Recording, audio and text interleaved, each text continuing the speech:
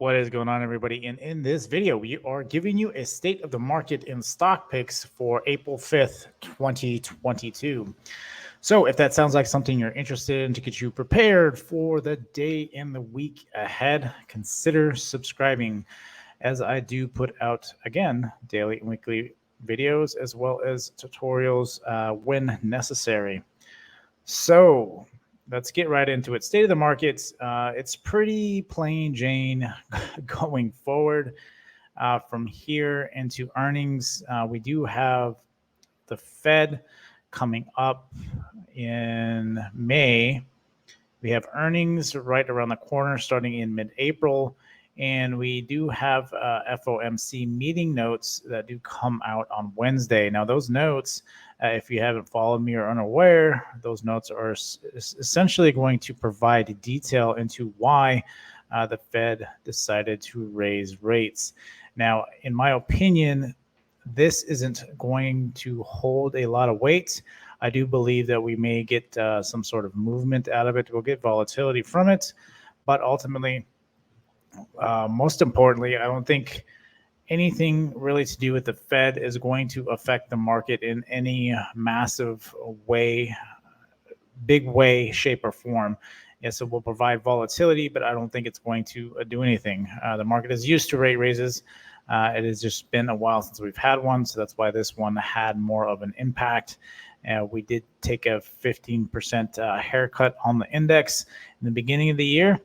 So those are things you have to keep in mind. Right now, it is only if there is new news will the market react. And that is something to be aware of, because we are still very sensitive to any kind of information that does come out, considering what has been going on in the world, coming out of a pandemic and then going straight into a war. So it is generally interesting. So again, as far as state of the market, I am not really concerned anything. I think the market is gearing up for earnings. It is still a little ways out, but some things are starting to run. You'll notice that a lot of big techs have already ran. They'll get to a point where they start stalling out. And when they start stalling out, then you're going to start seeing a bigger pickup in your mid caps and small caps until actual earnings dates. But like I said, we won't start getting into banks until around the 15th, and from that point, then you'll have Netflix to kind of start up big earnings, and then obviously Tesla, Apple, and all the big guys coming towards end. So again, I think we're in a really good specific situation right now as far as the market. Yes, there's a lot of bad things going on in the world. Sanctions. We're seeing how sanctions are starting to hit production numbers. Tesla did come out with numbers over the weekend. Again, they beat or they made expectations, but production is coming down again because of all the hoops that we now have to jump through. And so it'd be interesting to see how that again impacts the rest of the markets. April again has typically been a very solid month as far as the bulls are concerned. The bulls normally come out. It's one of the stronger months, April. So we'll see if that continues to be the case. Again, we've had one of the worst beginnings of the year in a very long time. So we have some time to make up. So being said, as far as stock picks tomorrow, Tesla's already started going. I'm not really watching Tesla at this point. Tesla's getting to a point where I think it's going to retract further before it actually starts to keep running. But it did get the numbers today, so I think that's what kind of helped it push it up. It is also kind of a safe haven for the most part. So I'm starting to see tomorrow looking for a rotation. We do have the FOMC meeting notes on Wednesday, so I don't really know if there's going to be any kind of massive rotation out of tech because of that. There might be some. We do need a pullback, but there's a lot of things that are still lagging behind, like UPST is a huge one. I like the fact that this thing is wedging on the daily, and one I've really been talking about, but I really do like this wedge. I think tomorrow we can get a break out of this. We may even get another day as a straight chop before it actually breaks out of this, but I think this can actually break to the upside, especially with the banks coming up. I think it can do extremely well. Considering everything that's been going on, banks I think will make out with the way inflation is anyway.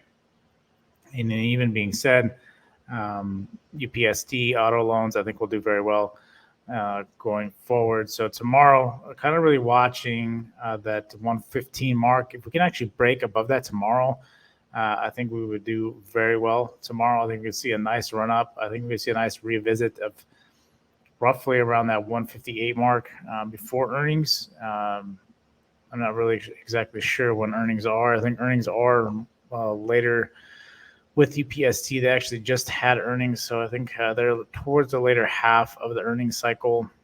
But once the market starts pulling, if tech starts to pull back at all, you're going to get UPST start to pull. So that's why I'm kind of watching this one moving forward. Again, you don't want to have it break below this. So your lower candle here, you don't want to essentially to break below 105.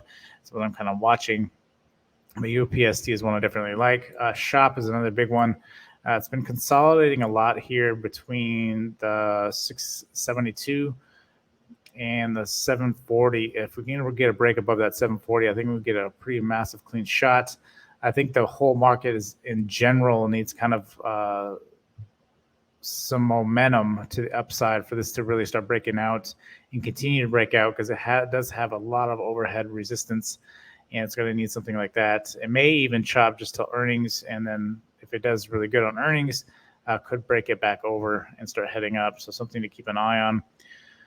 Amazon is kind of it's been overextended, I believe, in my mind. Apple's been overextended. Google may have some more running room here. Really need to break and hold above this 2862. So I'm kind of watching tomorrow if we can actually open above that and run. Again, the ceiling isn't very high for this. You're starting to get some higher with this massive rip that we've had. You're starting to kind of get into areas of concern where you really got to proceed with extreme caution because it could flip and start heading down. Again, this is what I'm talking about. We could see a rotation into some other things that have been lagging. It's kind of what I'm looking for. So watching that level on the 2856, if it doesn't, you're looking back at the 2762 possible entry. It has done a retag once already. Something I said, this is the one you want to get in, the candle you want to get in. Now when it retraces back down here, you might get a little bump, but be aware, more than likely it could break back through and head down a little bit further at that point. And I think one big thing to be watching is chips. Chips have really taken a hit, especially AMD, considering they were going to buy another company. I don't recall what exact company that was. Being said, their gaming wasn't very good on top of it. So NVIDIA could be affected by that, but did make a higher low if we do bounce from here. So I'm kind of really watching this tomorrow, watching that 111 mark tomorrow. If it starts to actually start recovering from this, I think it could start really pushing up, start getting in that pre-earnings mode. And so really want to watch this one. Again, my lower level here is that 101 mark.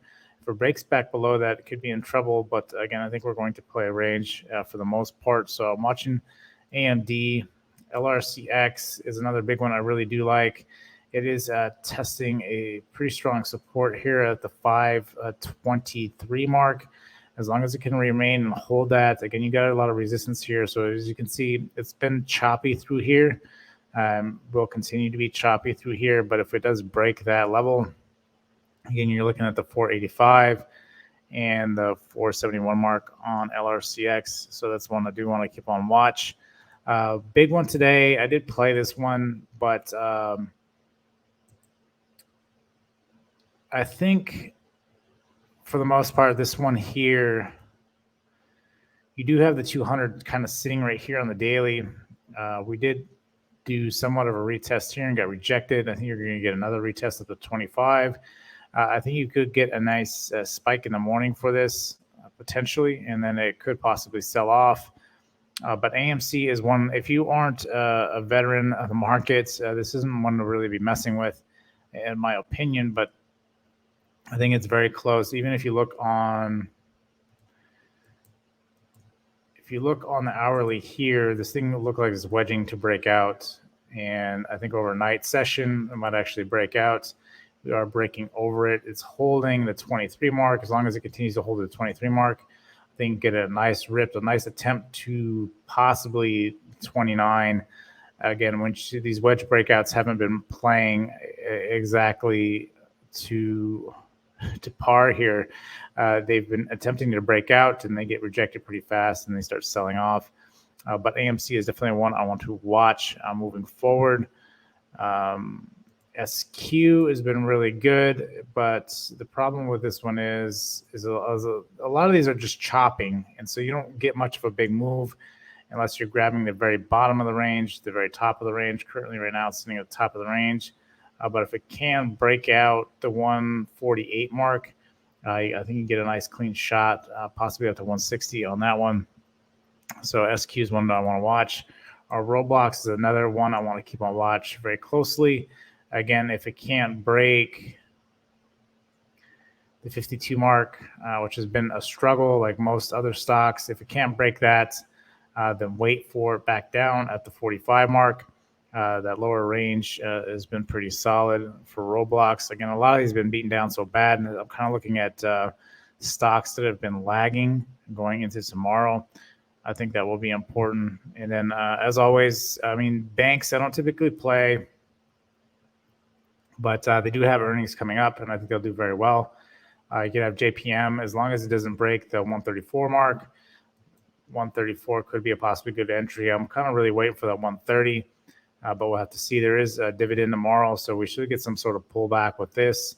See how much of a pullback, and maybe a quick wick like we got here the other day. So there could be buyers already there at the 134 mark. Could be possibility to watch tomorrow, but I think JPM could be one. Again, I'm not a huge bank guy, but I think with everything going on with inflation, it might be worth putting something in it. Again, not financial advice, but we have to definitely check that out. And then going forward, as far as value plays, Airbnb is one I do like a lot, but it's already really high, and I don't really want to be messing with stuff this high up. Again, I'd rather wait for the pullback, and so that's why I kind of rotate into different things. This watch list has been downgraded and upgraded multiple times, so I don't want to rotate too much. Sometimes it's better just to wait. But Airbnb could be a possibility. If it does come back down to the 163, I'll consider getting into it, especially because if we had a nice break up. First retest, again, will always be good, especially when you get some sort of gap here. That first retest would be nice. More than likely, if it's coming back down that far, be an intraday scalp, we get a nice bounce out off of it, then it could flip and head back down. So we're kind of getting at some interesting levels. Again, you got to definitely be careful what you play. That's why it's good to play ones that are still strong, like it's strong fundamentals, like your Teslas, your Apples. But they're getting to very high levels in which the possibility rejection, I think, is going to be there because of the fact that you do have earnings coming up. You don't know the exact numbers. Could potentially be bad with sanctions and lockdowns. And so I think you're going to hit some of these major resistances and get rejected pretty hard. And then I think you're just going to consolidate till earnings and then potentially sell off after that. So like I've stated before, after earnings, you really don't want to be touching any of these stocks for like 3 or 4 weeks. Kind of let them sell off because that's typically what they do.